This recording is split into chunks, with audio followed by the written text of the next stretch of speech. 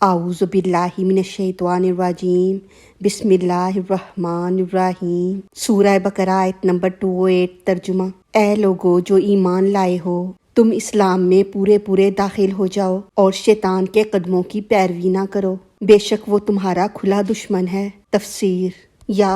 ایھا الذین، اے وہ لوگو جو آمنو ایمان لائے ہو۔ قرآن کریم میں بعض احکام مسلمانوں کو پکار کر سنائے گئے ہیں تاکہ اس پکار سے مسلمانوں میں عشق الہی کی آگ بھڑکے کہ رب بندے کو پکار رہا ہے، اور عشق سے سارے مشکل احکام آسان ہو جاتے ہیں۔ عشق سے ہی حضرت ابراہیم نمرود کی آگ میں بے خطر چلے گئے۔ مشکلات عقل کے لیے ہیں، عشق کے لیے نہیں، کیونکہ اسلام میں پورا داخل ہونا نفس پر مشکل تھا، اس لیے اس مشکل کو آسان فرمانے کے لیے پہلے مسلمانوں کو پکار کر عشق کی آگ بھڑکائی، پھر حکم سنایا۔ ظاہر تو یہی ہوتا ہے کہ یہاں مخلص مومنین سے خطاب ہے اور ایمان سے شرعی ایمان مراد ہے۔ خیال رہے کہ رب کی بڑی نعمت دنیا میں ایمان ہے اور آخرت میں دیدار الہی ہے، اسی لیے ہم مسلمانوں کو ایمان والے کہہ کر خطاب فرمایا، نہ کہ مال والو، اے کوٹھیوں والو یا جائیداد والو فرمایا،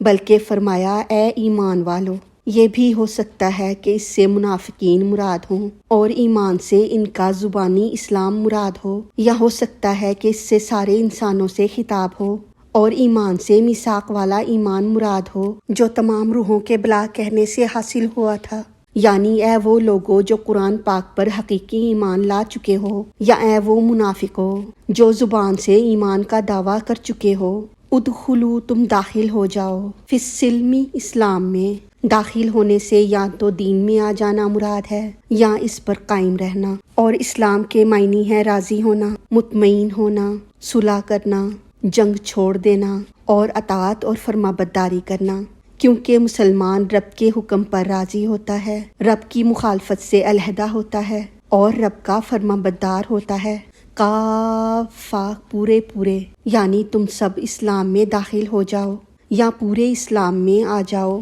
اور یہاں اسلام کے سارے احکام مان لو، یعنی عقائد اور اعمال ہر حیثیت سے مسلمان بنو۔ خیال رہے کہ اسلام جیسے ایک عمارت ہے، حدیث پاک میں ہے کہ اسلام کے ستون نمازیں ہیں، اور جو کوئی عمارت سے باہر رہے گا اور اس کی دیوار کی آڑ لے گا، وہ اگرچہ دیوار کا سایہ تو حاصل کرے گا مگر گرمی، سردی، بارش اور چوری سے محفوظ نہیں رہ سکتا، اور جو کوئی مکان میں داخل ہو جائے تو اس کے سر پر مکان کی چھت بھی ہوگی، پاؤں کے نیچے فرش بھی ہوگا، آگے پیچھے دائیں بائیں مکان کی دیواریں بھی ہوں گی، تو اب یہ مکان اسے سردی، گرمی، چوری وغیرہ سے بچا لے گا۔ منافقین نے کلمہ پڑھ کر اسلام کی آڑ لے لی تھی، جس سے وہ قتل سے تو بچ گئے مگر شیطان کے وار اور دوزخ کی سردی گرمی سے نہ بچ سکے، اور مومن اسلام میں اس طرح داخل ہو گئے کہ ان کے دل میں اسلام کے عقائد آ گئے، دماغ میں اللہ اور رسول کا عشق اور عذاب میں اسلام کے احکام، وہ بفضل تعالیٰ ہر طرح محفوظ ہو گئے۔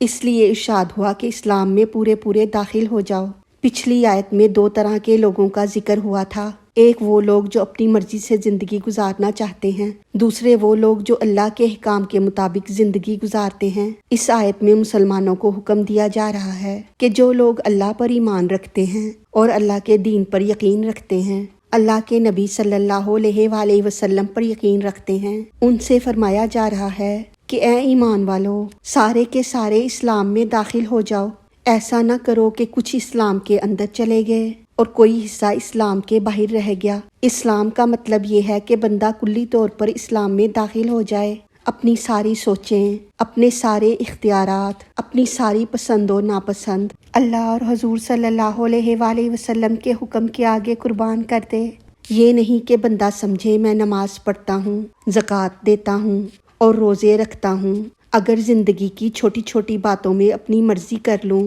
تو کیا حرج ہے؟ نہیں، اگر رسول صلی اللہ علیہ وآلہ وسلم نے کسی چھوٹے کام کے لیے بھی کوئی طریقہ بتا دیا ہے تو آپ صلی اللہ علیہ وآلہ وسلم کا بتانا بہت بڑی بات ہے۔ اگر کام بظاہر چھوٹا ہے تو ہوا کرے، لیکن نبی صلی اللہ علیہ وآلہ وسلم کا بتانا بہت بڑی بات ہے۔ اللہ کریم نے حکم دے دیا تو حکم کی نسبت تو اللہ سے ہے، اس لیے فرمایا کہ سارے کے سارے اسلام کے اندر داخل ہو جاؤ، اور اسلام کے باہر جو قدم بھی ہوگا وہ شیطان کے نقش قدم پر ہوگا، ولا اور نہ تتبعوا پیروی کرو خطوات الشیطان شیطان کے قدموں کی۔ یہاں اس سے راستہ مراد ہے کیونکہ شیطانی راستے بہت سے ہیں، اس لیے جمع فرمایا گیا، یعنی شیطان کے پیچھے مت چلو یا شیطان کے بنائے ہوئے راستے پر نہ جاؤ اور شیطان کے وسوسوں اور شبہات میں نہ آؤ، کیونکہ انہو بے شک وہ لکم تمہارے لیے عدو مبین کھلا دشمن ہے۔ یہ بات یاد رکھو کہ شیطان تمہارا کھلا اور واضح دشمن ہے، اس میں کوئی شک نہیں کہ وہ کبھی بھی تمہارے ساتھ بھلائی نہیں کرے گا، جب بھی کرے گا تمہارے ساتھ دشمنی ہی کرے گا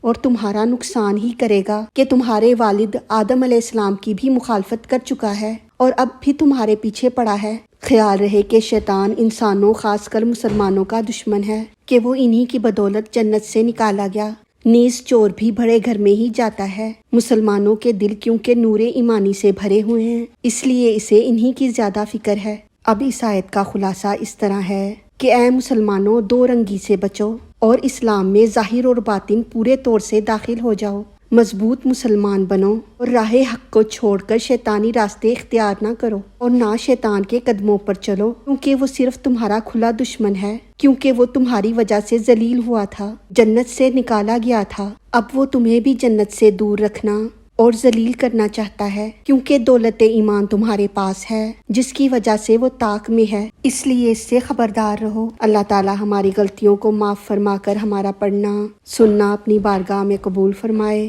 ہمیں دین و دنیا کی تمام نعمتیں عطا فرمائے اور ہمیں عمل کی توفیق عطا فرمائے، آمین یا رب العالمین۔ وما علینا الا البلاغ المبین۔